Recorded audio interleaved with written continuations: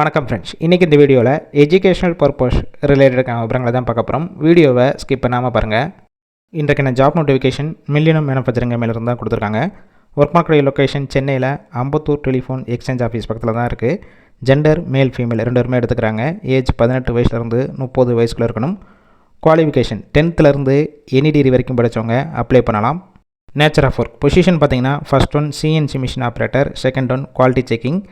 Take home salary மேலுக்கு 17,000 25,000 வரைக்கும், ஃபீமேலுக்கு 14,000 17,000 வரைக்கும். குவாலிஃபிகேஷன் எக்ஸ்பீரியன்ஸ் ஒர்க்கிங் ஹவர்ஸை பேஸ் பண்ணி கொடுப்பாங்க.